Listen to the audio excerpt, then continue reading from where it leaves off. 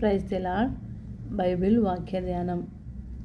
దేవుని చిత్తము వలన యేసుక్రీస్తు యొక్క అపోస్తలుడుగా నుండుటకు పిలువబడిన పౌలను, సహోదరుడైన సోమశేయును, కొరింథులో ఉన్న దేవుని సంఘమునకు అనగా క్రీస్తు యేసునందు పరిశుద్ధపరచబడిన వారై పరిశుద్ధులుగా ఉండుటకు పిలువబడిన వారికిని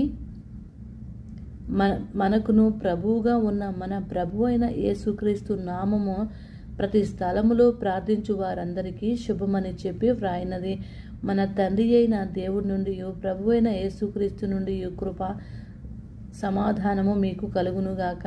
క్రీస్తు యేసునందు మీకు అనుగ్రహింపబడిన దేవుని కృపను చూసి మీ విషయమై నా దేవునికి ఎల్లప్పుడూ కృతజ్ఞతాస్తుతులు చెల్లించుచున్నాను. క్రీస్తును గురించిన సాక్ష్యము మీలో స్థిరపడవలసి ఉన్నందున ఆయన యందు మీరు ప్రతి విషయంలోనూ అనగా సమస్త ఉపదేశంలో సమస్త జ్ఞానములో ఐశ్వర్యవంతులైతిరి. కనుక ఏ కృపావరమునందు లోపము లేక మీరు మన ప్రభువైన యేసుక్రీస్తు ప్రత్యక్షత కొరకు ఎదురు చూచుచున్నారు. మన ప్రభువైన యేసుక్రీస్తు దినమందు మీరు నిరపరాధులై ఉండునట్లు అంతము వరకు ఆయన మిమ్మును స్థిరపరచును. మన ప్రభువైన యేసుక్రీస్తు అను తన కుమారుని సహవాసమునకు మిమ్మును పిలిచిన దేవుడు నమ్మదగినవాడు. సహోదరులారా, మీరందరూ ఏకభావంతో మాటలాడవలనని మీలో కక్షలు లేక ఏక మనసుతోనూ ఏక తాత్పర్యంతోనూ మీరు సన్నద్ధులై ఉండవలనని మన ప్రభువైన యేసుక్రీస్తు పేరట మిమ్మును వేడుకొనుచున్నాను.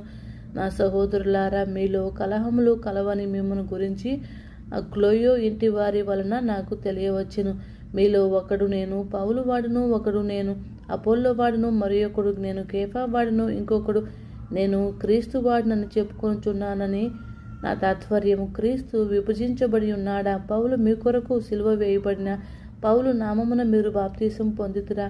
నా నామమున మీరు బాప్తీసము పొందితురని ఎవరైనా చెప్పకుండానట్లు క్రీస్తునకు గాయువునకు తప్ప మరి ఎవరికి నేను బాప్తీసం ఇయ్యలేదు. అందుకే దేవునికి కృతజ్ఞతాస్తుతులు చెల్లించుచున్నాను. స్టెఫను ఇంటి వారికి బాప్తీసం ఇచ్చి తిని వీరికి తప్ప మరి ఎవరికి బాప్తీసం ఇచ్చితునో నేను ఎరుగను. బాప్తీసం ఇచ్చుటకు క్రీస్తు నన్ను పంపలేదు, కానీ క్రీస్తు యొక్క సిలువ వ్యర్థము కాకుండానట్లు వాక్చాతుర్యం లేకుండా సువార్తను ప్రకటించుటకే ఆయన నన్ను పంపెను. సిలువను గురించిన వార్త నశించుచున్న వారికి వెర్రితనం, కానీ రక్షింపబడుచున్న మనకు దేవుని శక్తి. ఇందు విషయమే జ్ఞానము